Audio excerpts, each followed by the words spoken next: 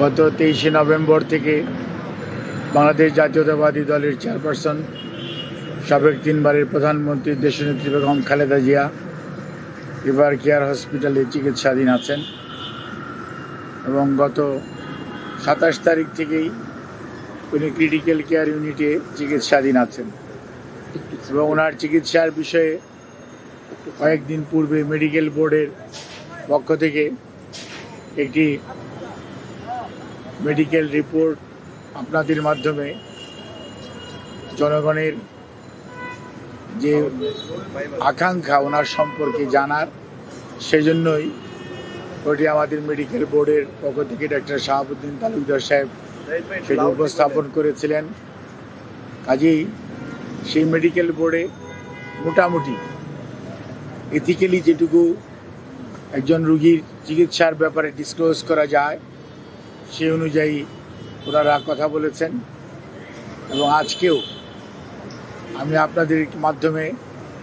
দেশবাসীকে অবহিত করতে চাই এবং দেশের মানুষের কাছে মহান রাব্বুল আলামিনের কাছে দোয়া করার জন্য আহ্বান জানাতে চাই, যাতে দেশনেত্রী বেগম খালেদা জিয়া মানুষের অকুণ্ঠ ভালোবাসা,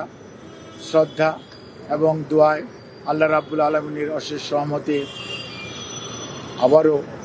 সুস্থ হয়ে বাংলাদেশের রাজনীতি তথা বাংলাদেশে ওনার যথাযথ ভূমিকা রাখতে পারেন সেই আহ্বান জানাচ্ছি। অন্যদিকে আপনাদের জানার আগ্রহ আছে নিশ্চয়ই যে এই মুহূর্তে ওনার শারীরিক অবস্থা কেমন। এই মুহূর্তেও দেশনেত্রী বেগম খালেদা জিয়ার শারীরিক অবস্থা পূর্বে যে অবস্থায় ছিল, অর্থাৎ যেভাবে আমি কয়েকদিন আগেও আপনাদেরকে বলেছিলাম যে ওনার চিকিৎসা মেডিকেল বোর্ড একটি যে সারা বাংলাদেশের কয়েকজন ডাক্তার, ঠিক তা না, আমি আগেও তাদের নাম বলেছি, আজকেও হয়তো পরে বলে দিব। এখানে বাংলাদেশ, ইউকে এবং ইউনাইটেড স্টেটস অফ আমেরিকার অ্যাজ ওয়েল এস অস্ট্রেলিয়ার চিকিৎসকদের সমন্বয়ে গঠিত একটি মেডিকেল বোর্ড। সেই বোর্ড প্রতিদিন সকালবেলা ওনার স্বাস্থ্য পরীক্ষা করেন এবং ওনারা এখানে আলোচনা করেন, কিন্তু যেহেতু টাইম ডিফারেন্স আছে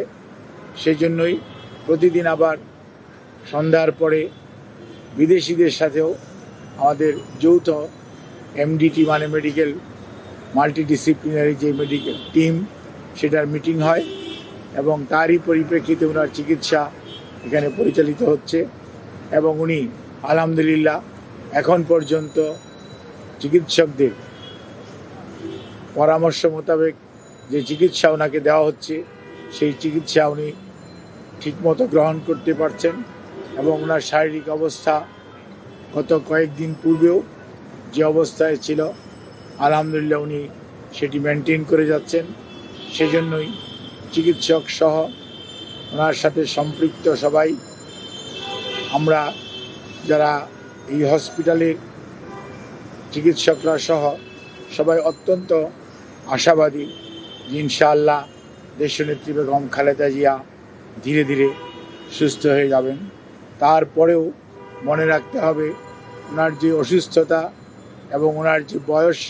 বয়সের চেয়ে বেশি ওনার যে অসুস্থতা এবং ওনাকে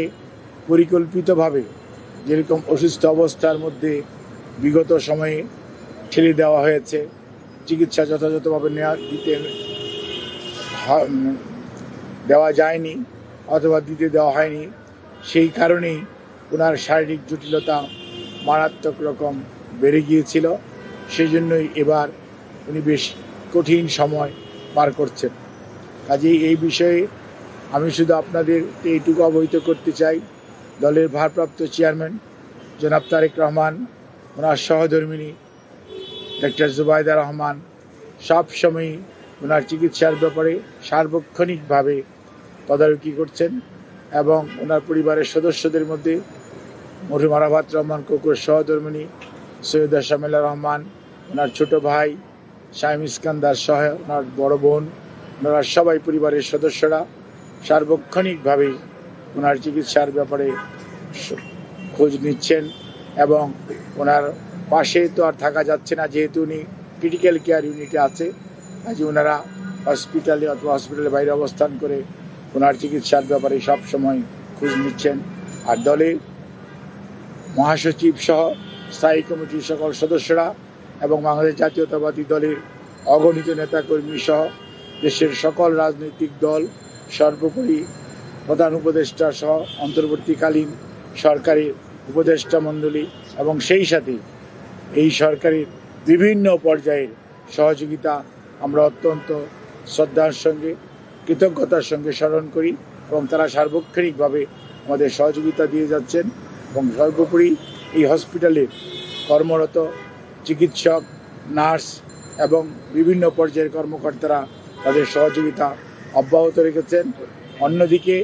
আমি আপনাদের মাধ্যমে আহ্বান জানাতে চাই, এই হাসপাতালে আরও অনেক রোগী চিকিৎসাধীন আছেন। সেই সমস্ত রোগীদের চিকিৎসা যাতে কোনো ব্যাঘাত না ঘটে সেজন্য আইন শৃঙ্খলা রক্ষাকারী বাহিনী সহযোগিতা করছেন। কিন্তু আমি আপনাদের মাধ্যমে সকলকে অনুরোধ করতে চাই, আপনারা এই হসপিটাল সবার জন্য উন্মুক্ত, এই হসপিটালের সেবা গ্রহণ করার সুযোগ সবারই আছে। কাজে আপনারা পূর্বে যারা সেবা গ্রহণ করতেন ওনারাও গ্রহণ করবেন এবং কোনো অবস্থাতেই দেশনেত্রী বেগম খালেদা জিয়ার চিকিৎসার জন্য আপনাদের চিকিৎসার কোনো ব্যাঘাত ঘটবে না এবং আমাদের কোনো নেতাকর্মী কোনো ধরনের বিঘ্ন সৃষ্টি করবে না। এটা আমরা বিশ্বাস করি, এটা আমরা আশা রাখি।